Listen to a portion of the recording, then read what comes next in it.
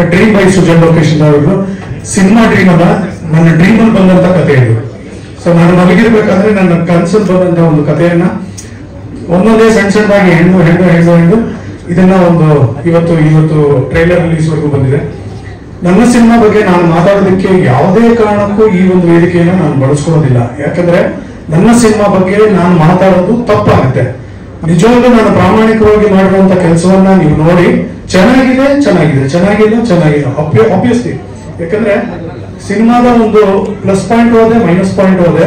ಏನು ಅಂದ್ರೆ ಅಕಸ್ಮಾತ್ ನಾವೇನಾದ್ರೂ ತುಂಬಾ ಓವರ್ ಕಾನ್ಫಿಡೆನ್ಸ್ ಅಲ್ಲಿ ನಾವು ಗೆದ್ದೇ ಗೆಲ್ತೀವಿ ಅಂತ ಎಲ್ಲರೂ ಹೇಳ್ಕೋಬಹುದು. ಯಾಕಂದ್ರೆ ನಾನು ಹೇಳಿದಾಗೆ 650 ಹೆಚ್ಚು ಸಿನಿಮಾಗಳನ್ನ ನಾನು ಪ್ರಮೋಟ್ ಮಾಡಿದ್ದೀನಿ. ಯಾರಿಗೂ ಗೊತ್ತಿಲ್ಲದ ಸಿನಿಮಾ ಇವತ್ತು ಲ್ಯಾಂಡ್ ಮಾರ್ಕ್ ಸಿನಿಮಾ ಆಗಿದೆ. ತುಂಬಾ ಎಕ್ಸ್ಪೆಕ್ಟೇಷನ್ ಆಗಿದ್ದಂತ ಸಿನಿಮಾಗಳು ಆವರೇಜ್ ಆಗಿರೋದನ್ನ ನೋಡಿದೀನಿ. ಅದಕ್ಕೋಸ್ಕರ ಏನು ಅಂದ್ರೆ ಜನರು ಯಾವ ರೀತಿ ರಿಸೀವ್ ಮಾಡ್ಕೋತಾರೆ ಅಂತ ಅದು ಹೇಳೋದಕ್ಕೆ ಸಾಧ್ಯನೇ ಇಲ್ಲ. So I do not want to take this opportunity. ನನ್ನ ಸಿನಿಮಾ ಸಖತ್ತು, ಗ್ರೇಟು, ಎಕ್ಸ್ಟ್ರಾರ್ಡಿನರಿ, ದಿ ಬೆಸ್ಟ್. ನಮ್ಮ ದೇವರಿಗೆ ಹೇಳಲ್ಲ, ಪ್ರಾಮಾಣಿಕವಾಗಿ ಒಂದು ಸಿನಿಮಾ ಮಾಡಿದ್ದೀನಿ, ನಿಷ್ಠೆಯಿಂದ ಸಿನಿಮಾ ಮಾಡಿದ್ದೀನಿ, ಇಷ್ಟಪಟ್ಟು ಒಂದು ಸಿನಿಮಾ ಮಾಡಿದ್ದೀನಿ, ಒಂದು ಕನ್ಸಿಟ್ಕೊಂಡು ಒಂದು ಸಿನಿಮಾ ಮಾಡಿದ್ದೀನಿ, ಅಂಡ್ ಒಂದು ಉದ್ದೇಶ ಇಟ್ಕೊಂಡು ಸಿನಿಮಾ ಮಾಡಿದ್ದೀನಿ. ಆ ಉದ್ದೇಶ ಏನು ಅಂದ್ರೆ ಜನರು ನೋಡಿ ನಗಬೇಕು. ಯಾಕಂದ್ರೆ ನನಗೆ ಗೊತ್ತಿರೋದು ಅದೊಂದೇ, ನನಗೆ ಗೊತ್ತಿರೋದು ಜನರನ್ನ ನಗಿಸ್ಬೇಕು ಅನ್ನೋದು. ಅಫ್ಕೋರ್ಸ್ ಶೋಗಳ ಮುಖಾಂತರ ಮಾಡೋದು ಬೇರೆ, cinema is a different ball game. ಮೊದಲನೇ ಬಾರಿ ನಿರ್ದೇಶನ ಮಾಡಿದ್ದು ಉಪಿ ಸರ್. ನಿಜವಾಗ್ಲೂ ಎಲ್ಲಾ ಡೈರೆಕ್ಟರ್ಸ್ ದೊಡ್ಡ ನಮಸ್ಕಾರ. Such difficult job. ಅಂಡ್ ಇನ್ನೊಂದು ಈ ಒಂದು ಸಭೆಯಲ್ಲಿ ನಾನು actually wanted to play tribute ಅನ್ನೋದಕ್ಕಿಂತ ನೆನೆಸ್ಕೋಬೇಕಾಗಿತ್ತು ಒಬ್ಬರು ಇನ್ಸ್ಪಿರೇಷನ್ಸ್ ಫಾರ್ ಮಿ ಅಂತ. ಈ ಆಕ್ಟರ್ ಆಗಿ ಡೈರೆಕ್ಟ್ ಆಗಿ ಚೇಂಜ್ ಆದವರು ಅಥವಾ ಡೈರೆಕ್ಟರ್ ಆಗಿ ಆಕ್ಟರ್ ಆಗಿ ಚೇಂಜ್ ಆದವರು, ಇವ್ರುಗಳೆಲ್ಲ ಪಟ್ಟಿರುವಂತ ಶ್ರಮ ಎಷ್ಟು ಅದ್ಭುತದ ಅನ್ನೋದು ನನಗೆ ಅರ್ಥ ಆಗಿದ್ದು ನಾನು through that process. For example, ಇವಾಗ ನಮ್ಮ ತಾತನೇ ಇರ್ಬೋದು, ಸುಬ್ಬಯ್ಯನಾಯ್ಡು, ಅವರು ಡೈರೆಕ್ಟ್ ಮಾಡಿದ್ದಾರೆ. ಆರ್ ನಾಗೇಂದ್ರ ರಾಯರು ಅವರು ಡೈರೆಕ್ಟ್ ಮಾಡಿ ಆಕ್ಟ್ ಮಾಡಿದ್ದಾರೆ.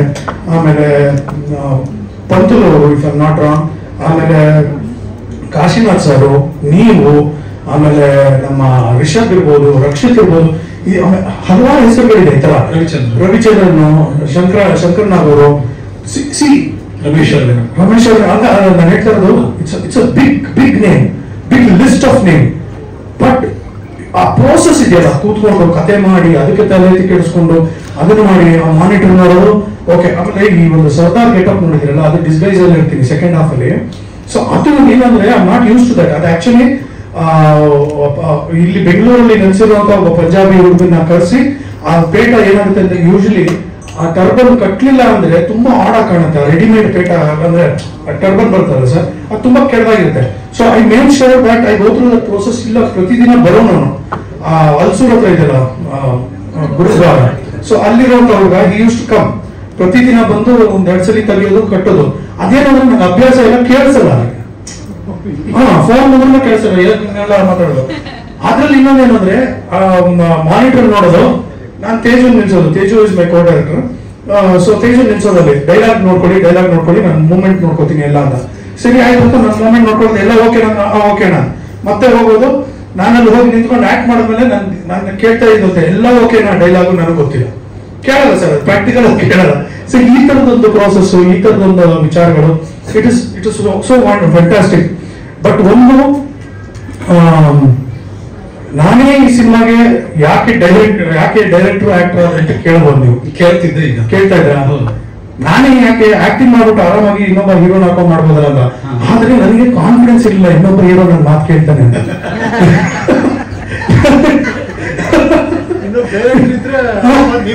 ಇಲ್ಲ ಸರ್, ನನ್ಗೆ ಸರ್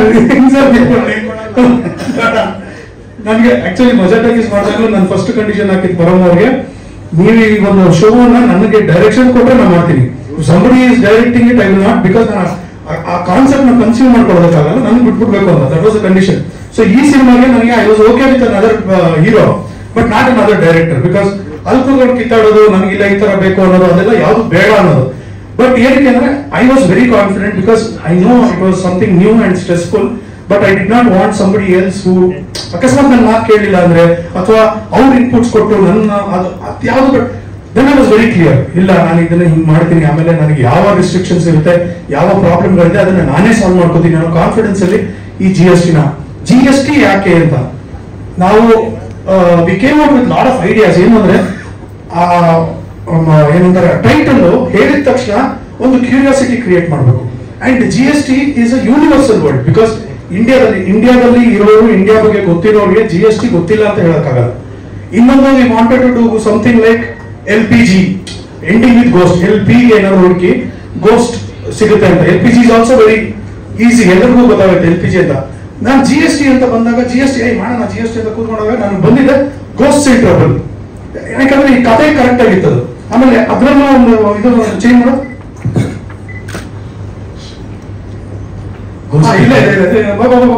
ನೋಡಿ, ಇಲ್ಲಿ ಗೋಸಿ ಅಂತ ಹೇಳ್ತಿದ್ಯಲ್ಲ, ಇಲ್ಲಿ ಗೋಸ್ಟ್ ಇನ್ ಟ್ರಬಲ್, ಇಲ್ಲಿ G capital, S capital, T capital ಅಂದ್ರೆ ಹೈಲೈಟ್ ಮಾಡಿದೀವಲ್ಲ.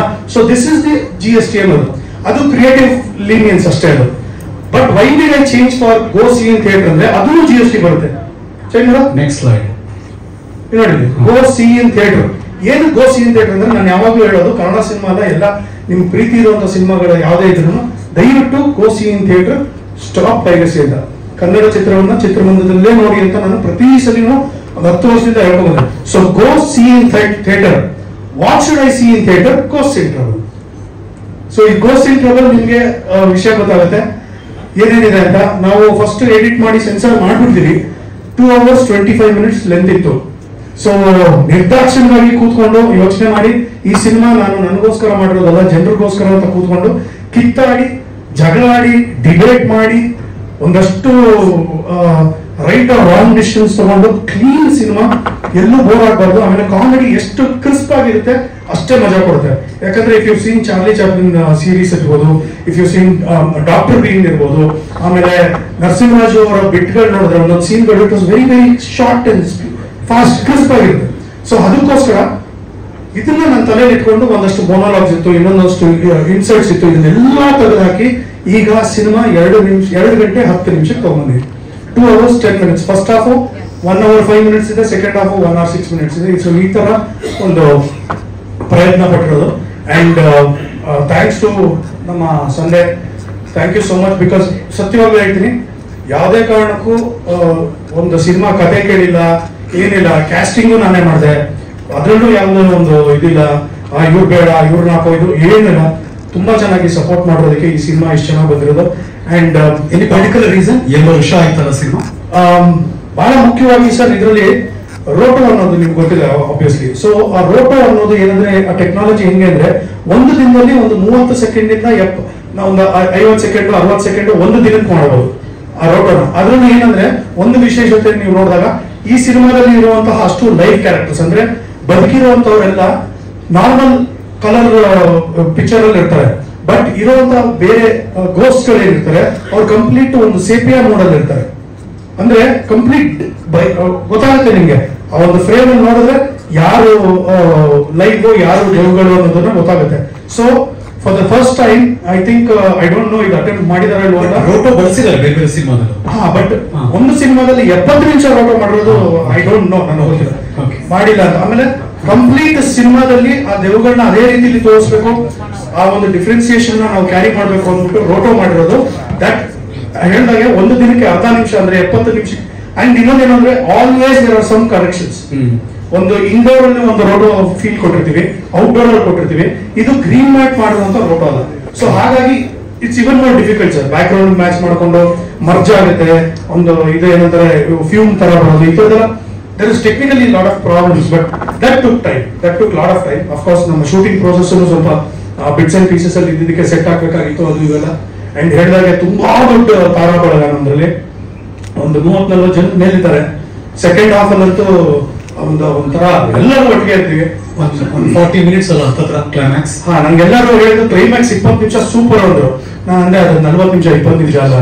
ಸೊ 20 ನಿಮಿಷ ಅನ್ಕೊಂಡು ಅಷ್ಟು ಫಾಸ್ಟ್ ಆಗಿ ಹೋಗುತ್ತದೆ. ಸೊ 40 minutes ಕ್ಲೈಮ್ಯಾಕ್ಸ್ ಮಾತ್ರ ನೋಡಿರೋರು ಹೇಳಿರೋದು. ಅಂಡ್ ಸಾರಿ ಅಶೋಕ್ ಮಾಮ, ನಾನು ನಿಮಗೆ ಪಿಕ್ಚರ್ ತೋರಿಸಿಲ್ಲ. ನನಗೆ ಒಂದು ಕರೆಕ್ಟ್ ಫೀಡ್ಬ್ಯಾಕ್ ಬೇಕು ಅಂದ್ಬಿಟ್ಟು ಆಲ್ಮೋಸ್ಟ್ ಒಂದು 75-100 ಜನ different walks of life, including ಒಬ್ಬ ಆಟೋ ಡ್ರೈವರ್ ಇಂದ ಹಿಡಿದು ನನ್ನ ಮಗನ ಸ್ಕೂಲ್ ಪ್ರಿನ್ಸಿಪಲ್ ಇಂದ ಹಿಡಿದು ಆಮೇಲೆ ನನ್ನ ಅಡ್ವೊಕೇಟ್ ಫ್ರೆಂಡ್ಸ್ ಇದ್ದಾರೆ, ಅವರು ಜನರಲ್ ಆಗಿ ಎಲ್ಲರದ್ದು ಫೀಡ್ಬ್ಯಾಕ್ ತಗೋಬೇಕು ಅಂದ್ಬಿಟ್ಟು ಒಂದು ಶೋ ಹಾಕ್ಸಿದೆ. So I got that feedback. And special thanks to Sharan sir ನಾನು ಹೇಳಬೇಕು. ಯಾಕಂದ್ರೆ ಶರಣ್ ಅವರು has always supported me. And ಅವ್ರು ಮೊನ್ನೆ ನನಗೆ ಫೋನ್ ಮಾಡ್ಬಿಟ್ಟು ಹೇಳಿದ್ರು, ನಿಜವಾಗ್ಲೂ ನಿಮ್ಮ ಕ್ಲೈಮ್ಯಾಕ್ಸ್ ಬಗ್ಗೆ ತುಂಬಾ ಕೇಳ್ತಾ ಇದ್ದೀನಿ, very very eagerly waiting for the cinema ಅಂತ. ಯಾರು ಸರ್ ಹೇಳಿದ್ರು ಅಂತ, ಇಲ್ಲ ನೀವು ಅವತ್ತೊಂದು ಶೋ ಹಾಕಿದ್ರಂತೆ, ಅದ್ರಲ್ಲಿ ನಮ್ಮ ಪರಿಚಯದವರು ಒಂದಷ್ಟು ಬಂದು ಸೆಕೆಂಡ್ ಹಾಫ್ ಅಂತೂ ಸಿಕ್ಕಾಪಟ್ಟೆ ಚೆನ್ನಾಗಿದೆ ಅಂದ್ರು. ಸೊ ಅಲ್ಲೂ ಒಂದ್ ಸ್ವಲ್ಪ ನಾನು ಸಮಾಧಾನ ಆಯ್ತು. ಯಾರೋ ಕೇಳಿದ್ರು ನಂಗೆ, ಇನ್ನೇನು 4 ದಿನ ಆದ್ಮೇಲೆ ಆಡಿಯೋ ಬಿಡ್ತೀನಿ ಅಂದ್ರಲ್ಲ, ಸುಜನ್ ಆಡಿಯೋ ಕಂಪ್ನಿ ಓಪನ್ ಮಾಡಿದ್ರು ಅಂದ್ರು. ಅದು ಇವಾಗ Srujan Lokesh official YouTube channel ಅಲ್ಲೇ ಶುರು ಆಗುತ್ತೆ. ಅಂಡ್ ನನಗೆ ಒಂದು ಲೋಕೇಶ್ ಮ್ಯೂಸಿಕ್ ಅಂತ ಶುರು ಮಾಡಬೇಕು ಅಂತ ಆಸೆ ಇತ್ತು. ಸೊ GST ಇಂದಾನೇ ಅದಕ್ಕೆ ಒಂದು ನಾಂದಿ ಆಡೋಣ ಅಂದ್ಬಿಟ್ಟು ಶುರು ಮಾಡಿದ್ವಿ. ಎಲ್ಲ ಒಂದು ಪ್ರಯತ್ನಗಳನ್ನ ಕೊಡೋಣ. ಸೊ ಅಪ್ಪನ ಹೆಸರಲ್ಲಿ ಮಾಡೋರಿಗೆ ಯಾವತ್ತೂ ನನಗೆ ಇದಾಗಿಲ್ಲ. So Srujan Lokesh official YouTube channel, Lokesh productions ಅಡಿಯಲ್ಲೇ ಅದನ್ನ ರೀಟೈನ್ ಮಾಡ್ಕೊಂಡು ನಾವು ಮಾಡ್ತಾ ಇದೀವಿ. And lot of companies are doing it now. Almost all ಇವರು they are retaining their audio rights. So ಇದು ಒಂದು ಇಲ್ಲಿ ನಮ್ಮಲ್ಲಿ, and probably I will start building up on my library. So ಅದು ಒಂದು ಪ್ರಯತ್ನ ಇದೆ, ಶುರುವಾಗಿದೆ.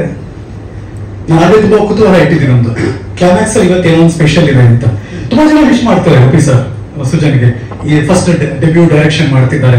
ನಾನು ಹೇಳ್ತೀನಿ ಒಂದು ನಿಮಿಷ, ಅದಾದ್ಮೇಲೆ ನಾನು ನಿಮಗೆ ಬಿಡ್ತೀನಿ, ಅದೇನೇ ಹೇಳಬೇಕು, ಟೀಸ್ ಮಾಡ್ತಾ ಇದ್ದೀನಿ ಅಷ್ಟೇ. ನಾವ್ ಯಾರು ಊಹೆ ಮಾಡೋಕ್ ಸಾಧ್ಯನೇ ಇಲ್ಲ ಅಂತವರೊಬ್ರು ವಿಶ್ ಮಾಡಿದ್ದಾರೆ ಸ್ಪೆಷಲ್ ಆಗಿ. ಅದೇ ಕವಿತಾ ಬಂದಿದೆ. ಒಂದು ಏನಂದ್ರೆ, ಇವಾಗ ನೀವೆಲ್ಲ ಬಂದಿದ್ದೀರಾ ನನಗೆ ಶುಭ ಕೋರೋದಕ್ಕೆ. ಪ್ರತಿಯೊಂದು ವಿಶ್ನು ತುಂಬಾ ಇಂಪಾರ್ಟೆಂಟ್ ಆಗಿರುತ್ತೆ. ಯಾಕಂದ್ರೆ I strongly believe that wishes can make your life different. Wishes can make magic. ನಿಜವಾಗ್ಲೂ ಪ್ರಾಮಾಣಿಕವಾಗಿ ಆ ಒಂದು ವೈಬ್ಸ್ ಅಂತ ಹೇಳ್ತೀವಿ, ಕಾಸ್ಮಿಕ್ ವೈಬ್ಸ್, ಆ ಒಂದು ಪಾಸಿಟಿವಿಟಿ ನಾವು ಬೇರೆಯವ್ರಿಗೆ ಕೊಟ್ಟಾಗ ನಿಜವಾಗ್ಲೂ ನಮ್ಗೆ ತುಂಬಾ ಪ್ಲಸ್ ಆಗುತ್ತೆ. ಬಟ್ ಏನಾಗುತ್ತೆ ಅಂದ್ರೆ, ಕೆಲವು ಸತಿ ಅನ್ಎಕ್ಸ್ಪೆಕ್ಟೆಡ್ ಆಗಿ ಒಂದೊಂದು ವಿಷಯಗಳು ಬಂದ್ಬಿಟ್ಟಾಗ you will be like, wow, ಇದು ನಾನು ಎಕ್ಸ್ಪೆಕ್ಟ್ ಮಾಡಿಲ್ಲ ಅಂತ. ಬಟ್ ಇವತ್ತು ನೀವೆಲ್ಲರ ಸಮ್ಮುಖದಲ್ಲಿ ಒಂದು ಬಹಳ ಸ್ಪೆಷಲ್ ಆದಂತ ವ್ಯಕ್ತಿ ನನಗೆ ಒಂದು ವಿಷಯನ್ನ ಕಳಿಸಿದ್ದಾರೆ. ಅಂಡ್ ಇದು ಮೋಸ್ಟ್ ಅನ್ಎಕ್ಸ್ಪೆಕ್ಟೆಡ್, ಬಟ್ ಮೋಸ್ಟ್ಲಿ ಇದು ಲೈಫ್ ಲಾಂಗ್ ನನ್ನ ಜೊತೆ ಖಂಡಿತವಾಗ್ಲೂ ಬರುತ್ತೆ. ಟು ಸೃಜನ್ ಬೆಸ್ಟ್ ವಿಶಸ್ ಅಂತ ಕಳಿಸಿರುವಂತ, if you recognise, Sachin Tendulkar. ಅವರು ವಿಶ್ ಮಾಡಿ ನನಗೆ ಫಸ್ಟ್ ಟೈಮ್ ಡೈರೆಕ್ಟ್ ಮಾಡ್ತಾ ಇದೀನಿ ಅನ್ನೋ ಒಂದು ಸಂದರ್ಭದಲ್ಲಿ, ಇಲ್ಲೇ ಇದೆ ಡೇಟ್ ಇದೆ,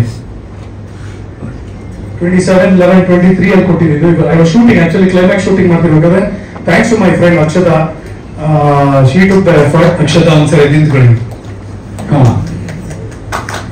ಶ್ರೀ ಅಕ್ಷತಾ, ಥ್ಯಾಂಕ್ ಯು ಅಕ್ಷತಾ ಅವರೇ.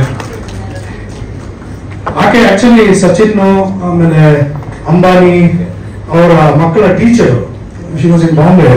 ಸೊ ಹಾಗಾಗಿ ಆ ಒಂದು ಕನೆಕ್ಟ್ ಅಲ್ಲಿ she wanted to make it special. And this was very special, ಯಾಕಂದ್ರೆ ನಾನು ಎಕ್ಸ್ಪೆಕ್ಟ್ ಮಾಡಿಲ್ಲ ಸಚಿನ್ ತೆಂಡೂಲ್ಕರ್ ಅಂತ. ಆಮೇಲೆ ಈ ಬ್ಯಾಟ್ ಯಾಕೆ ತೋರಿಸ್ತಾ ಇದೀನಿ ಅಂದ್ರೆ ಪ್ರಚಾರಕ್ಕಲ್ಲ, GSTಗೂ ಇದಕ್ಕೂ ಒಂದು ಸಾಮ್ಯತೆ ಇದೆ ಅಂತ. ಏನಂದ್ರೆ, why this signature on this day related to GST ಅಂತ ನಾನು ಒಂದು ಕಾಯಿನ್ ಮಾಡ್ಕೊಂಡೆ. GST is ghost in trouble, GST is cricket's god Sachin Tendulkar, ಅಲ್ಲೂ GST. ಸೊ ಅದು it was very special. And this something ಒಂಥರ ಹೇಳಿದ್ನಲ್ಲ, ಲೈಫ್ ಲಾಂಗ್ ನಮ್ಮ ಜೊತೆ ಇರುವಂತದ್ದು. ಅಂಡ್ ಈ ತರ ಎಲ್ಲ ಒಂದು ಸ್ಪೆಷಲ್ ಮೂಮೆಂಟ್ಸ್ ಕ್ರಿಯೇಟ್ ಮಾಡಿದೆ GST ಅಂದ್ರೆ, ಇದು ನಿಜವಾಗ್ಲೂ ನನಗೆ ತುಂಬಾ ಇದು.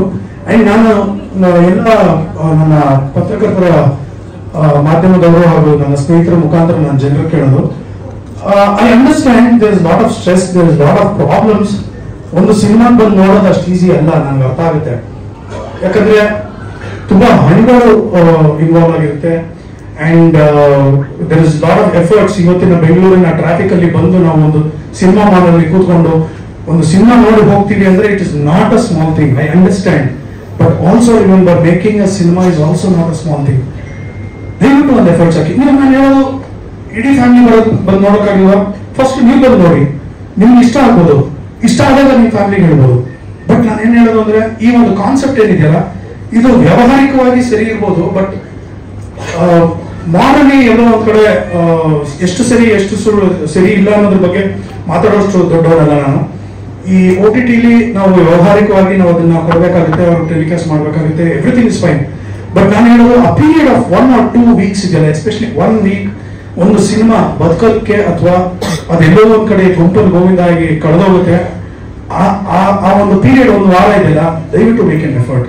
ಯಾಕಂದ್ರೆ ತುಂಬಾ ಶ್ರಮದಿಂದ ಮಾಡಿರುವಂತಹ ಸಿನಿಮಾ. ಒಂದು ಕಾನ್ಫಿಡೆಂಟ್ ಆಗಿ ನಾನು ಹೇಳ್ತೀನಿ, ನನ್ನ ಸಿನಿಮಾ ಹೀರೋಯಿಸಮ್ ಎಗ್ರುಕೊಂಬಂದ, ಹಿಂಗ್ ಮಾಡ್ದ, ಅದ್ ಮಾಡ್ದ, 10 ಸುಮ್ಮ ಮೇಲಕ್ಕೋಯ್ತು, ಇದ್ಯಾವುದು ನನಗೆ ಬರಲ್ಲ. ನನಗೆ ಬರೋದು ನಗಿಸೋದು. ನಿಮ್ಮನ್ನು ನಗಿಸ್ತೀನಿ.